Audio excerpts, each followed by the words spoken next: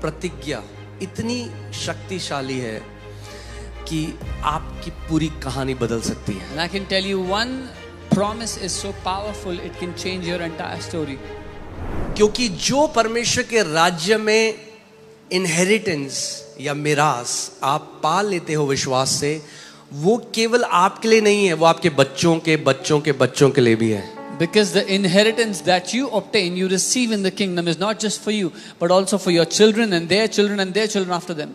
क्योंकि वचन में लिखा है आशीष इतनी शक्तिशाली है कि एक आशीष 1000 पीढ़ी तक आगे जाती है। Because the Bible says a blessing is so powerful that it goes down to 1000 generations. So अगर मैं वचन के हिसाब से देखूं, So if I तो look at जिस प्रतिज्ञा को मैं पा लूंगा, मैंने अपनी 1000 पीढ़ियों को बदल दिया यीशु के नाम में। So if I look at it from the word, any promise that I have obtained, my 1000 generations have been transformed by them.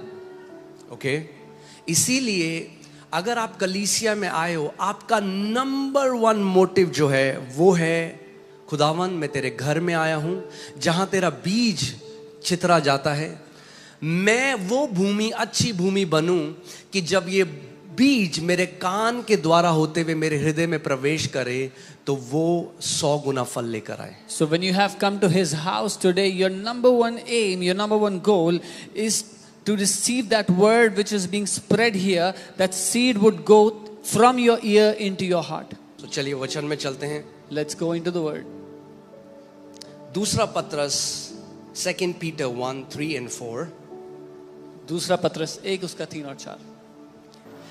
As his divine power has given to us all things that pertain to life and godliness। क्योंकि उसकी ईश्वरीय सामर्थ्य ने वो सब कुछ जो जीवन और भक्ति से संबंध रखता है हमें दिया है।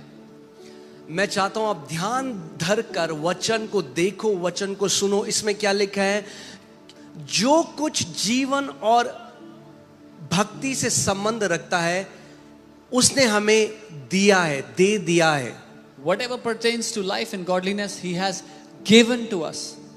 अधिकतर मसीह आज भी क्या कर रहे हैं? प्रार्थना में गिड़गिड़ा रहे हैं कि कैसे करके मैं उस परमेश्वर को मनाऊं। प्रभु तू कितने में मानेगा? क्या 3 दिन के उपवास में मानेगा, या 10 दिन के उपवास में मानेगा, या 40 दिन के उपवास में मानेगा? Most Christians are trying to convince God. They are bargaining with him. Lord, what can I do to make you convinced about this? 3 days fast would do, 40 days fast, what can I do? क्योंकि बहुत सारे मसीहों को लगता है परमेश्वर के पास सामर्थ तो है करने की, सब कुछ कर सकता है, बट मेरे लिए नहीं कर रहा क्योंकि अभी वो माना नहीं है। तो मेरा काम अब क्या है?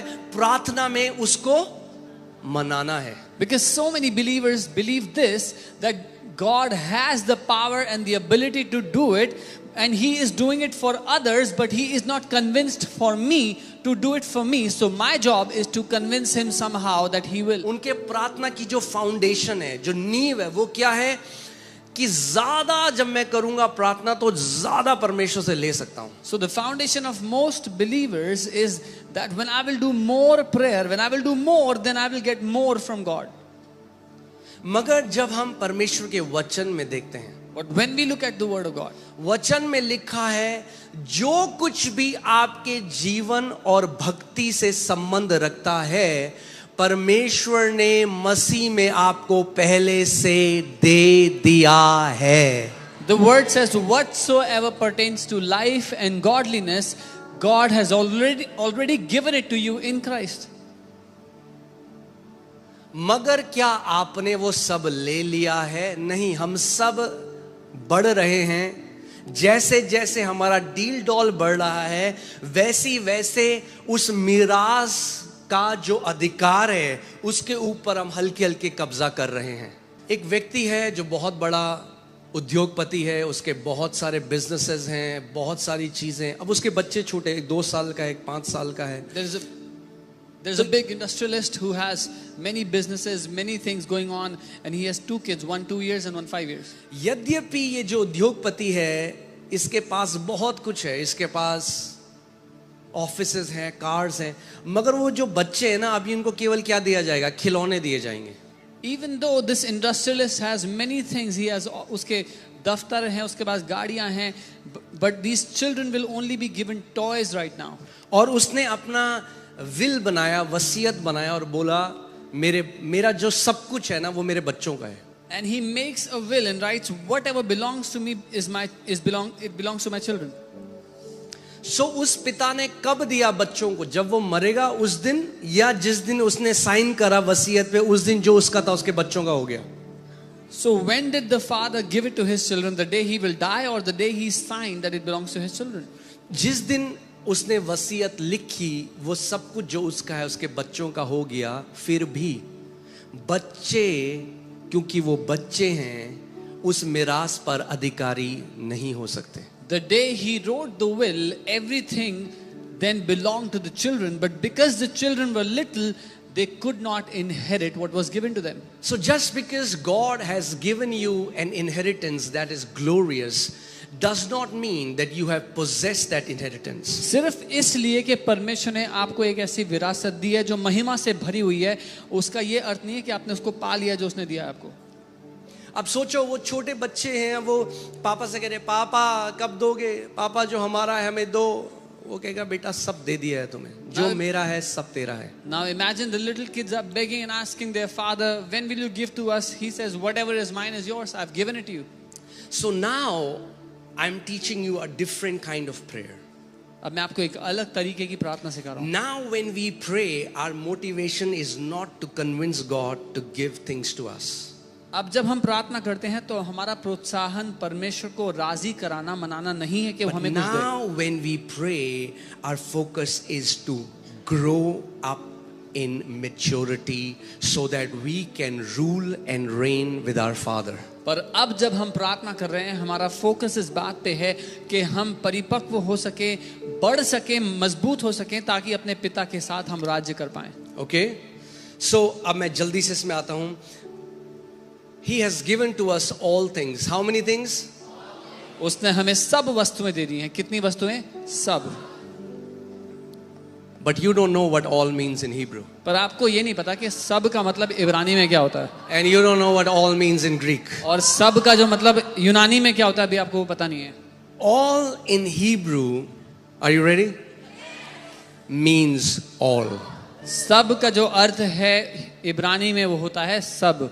And all in Greek means all. और यूनानी में सब का अर्थ होता है सब. So if you already know that, why don't you believe it? तो अगर ये पहले से पता है तो मान क्यों नहीं लेते हो? He has already given you all things. उसने पहले ही आपको सारी चीजें दे दी हैं. But hear this. सुनिए, It is through the knowledge of Him. ये उसके ज्ञान की, उसकी पहचान के द्वारा होता है. Through means medium. Okay? इसका द्वारा मतलब एक So, माध्यम. मैं चाहता हूं कि आप ध्यान देकर सुनो. ये जो all है ना, इसके अंदर सब कुछ है जो आपको चाहिए. Healing, salvation, promotion, So in this all protection, is everything you will need. चंगाई, promotion, सुरक्षा, जो चाहिए, whatever you need. it's in this all. वो सब इस जो आपको सब में शामिल परमेश्वर से चाहिए इस all के अंदर है. whatsoever you need from God is already inside this. मगर ये आएगा, it will come through the medium. Medium को हिंदी में क्या बोलेंगे? माध्यम. जो माध्यम है जिसके द्वारा ये सब कुछ जो पहले से आपका है ये आपके पास आएगा, वो है through the knowledge of Him. Whatever is already been given to you in this all, it will come to you through the knowledge of Him. उसकी पहचान के द्वारा, उसके पहचान के ज्ञान के द्वारा. यानी प्रकाशन के द्वारा. ये प्रकाशन केवल किताबी ज्ञान नहीं है, ये प्रकाशन के द्वारा जब आप उस प्रकाशन को समझ लेंगे तो जो पहले से आपका है उस प्रकाशन के द्वारा आपके पास आएगा. So this revelation is not bookish knowledge, but this revelation reveals what is already given to you, and through that you receive it. एक परिवार था जो साउथ अफ्रीका से अमेरिका गया या अमेरिका से साउथ, कहीं तो मैंने पढ़ा था. उनके पास जो पैसा था, क्योंकि उस जगह अकाल पड़ा, Whatever money they had, because they थोड़ा had सा a पैसा drought, था. एक पिता, माता, उनके 2-3 बच्चे. the parents and they had 2-3 kids. जो उनके पास पैसा था उससे उन्होंने 5 टिकट खरीद ली. Whatever money they had, they bought 5 tickets with it. 3 दिन की जर्नी थी. It was a 3-day journey. और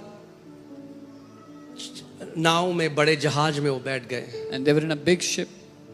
और जब खाना खाने का टाइम आता, बच्चे कहते पापा हमें भूख लग रही है। And when it was time to eat food, the kids would say, we are hungry. सो पिता कहता बेटा बस 3 दिन रुक जा। The father would say, just wait जब for मैं इस 3 more नए days. जगह जाऊंगा, मैं नौकरी करूंगा, कुछ काम करूंगा, जो दिहाड़ी मिलेगी उससे तुम्हारे लिए सबसे पहले कुछ खाने को When I will go to this new place, I will get a job, earn some money. The first thing I will do is give you something to eat. तो वो बच्चे क्या करते कि वो जाके जहाँ पे उनका खाना था वहां शीशे के पास खड़े हो जाते और सबको खाना खाते हुए देखते। So those kids, they would go and stand outside the window of where they would have the buffet, and they would look at people eating food. और वो रोते हमारे पास खाने को नहीं है। And they would cry that we have no और food जब to eat. तीसरा दिन हुआ And when the तो third day कैप्टन came, जा रहा था डेक से the captain was passing और by ये the deck, व्यक्ति वहां खड़ा था and this man was standing there. और उसने कहा कि भाई सारे परिवार दिखते हैं, तू कहाँ है? And the captain said, I've seen all the families, I've never कौन seen कौन है you. तेरे परिवार में? सब मैं, Who मेरी all are in बीवी, your मेरे family? 3 बच्चे हैं। He said, me, my wife and 3 तो kids. बोला खाना खाने क्यों नहीं आता तू? He said, why don't you come and eat? तो उसने कहा कैप्टन साहब हमारे पास कोई पैसा नहीं है। He said, Captain, we have no money. उसने कहा बेवकूफ, तेरे टिकट में सारी मील्स इंक्लूडेड थी, नाश्ता, लंच, डिनर इंक्लूडेड था। He said, you fool, in your ticket all the meals were included, breakfast, lunch and dinner. सो क्या चाहिए हमें आज? प्रकाशन चाहिए। So what do we need गिड़गिड़ाना today? नहीं है, क्या चाहिए? प्रकाशन We चाहिए। need revelation, not किस चीज का begging. प्रकाशन चाहिए? कि पहले से हमारा क्या है? What revelation do we need? What is already ours? जैसे कि जब तक मुझे ज्ञान नहीं था, जब मैं कर्जों में था, जब मैं गरीबी में था, तो मुझे लगता था ये परमेश्वर की इच्छा है मेरे लिए। When I did not have this knowledge and I was in debts, I was buried under things, I used to think this is God's will for me. सो यद्यपि परमेश्वर ने मेरे लिए सब कुछ रख दिया था, Even though God had kept everything for me, मगर क्योंकि मुझे उसका ज्ञान नहीं था, तो जो मेरा था वो मेरे पास नहीं आ रहा था। but because I did not have the knowledge of God, what was mine did not come to me. सो इससे पहले कि मैं परमेश्वर को मनाऊं उस चीज के लिए जो पहले से उसने मुझे दे दी है, मेरा अब मकसद क्या है कि मैं उस ज्ञान में बढ़ूं कि परमेश्वर कौन है, उसने मेरे लिए क्या किया और आज वो प्रतिज्ञाएं मेरे लिए क्या हैं।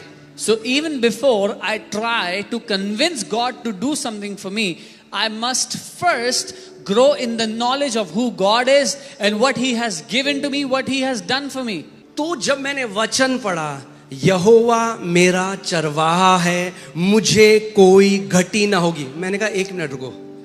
When I read the word that the Lord is my shepherd, I shall not be in want. I said, hold मैंने on. कहा भैया धार्मिक लोग तो कहते हैं क्योंकि तुम ये यहोवा की सेवा कर रहे हो, वो तुम्हें कमी से लेके जाएगा। I said, the religious people say that because you are serving God, He will take you through lack. मगर वचन कह रहा है क्योंकि यहोवा मेरा चरवाहा है, मुझे कोई घटी नहीं है। But the word is saying, because the Lord is my shepherd, I have no lack. तो क्या आने लगा? प्रकाशन आने लगा। So what started to come? Revelation started जब to come. प्रकाशन आने लगा कि यहोवा मेरा चरवाहा है, When चरवाहे का revelation, मतलब जो एक भेड़ होती है, जब उसके साथ चरवाहा होता है तो उसको टेंशन नहीं लेनी कि पानी कहां से मिलेगा, घास कहां पे मिलेगी, चरवाहा देगा सब कुछ। जिस दिन अपना पूरा आपने अवेयरनेस उस पर डाल दिया, मेरी जॉब मेरा चरवाहा नहीं, यहोवा मेरा चरवाहा है, उस दिन क्या होगा? हल्के हल्के कमी घटी से यहोवा आपको निकाल कर बहुत आयत में ले जाने लग जाएगा।